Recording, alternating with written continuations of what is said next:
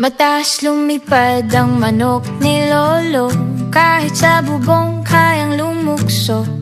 Maingay sa umaga kapag 4:00, pag may patuka mabilis kong tumakbo.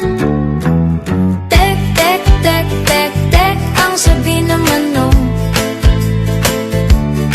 Sa aking pugad ay merong itlog. Tek, tek, tek, tek, ang manok ay kumahig. Ako'y titilaok na parang kuliglig. Manok na mamomo ang kanyang alaga, kapag tinatawag ay nakakatuwa. Agad lumalapit parang isang bata, basta't ang palad mo ay merong patuwa.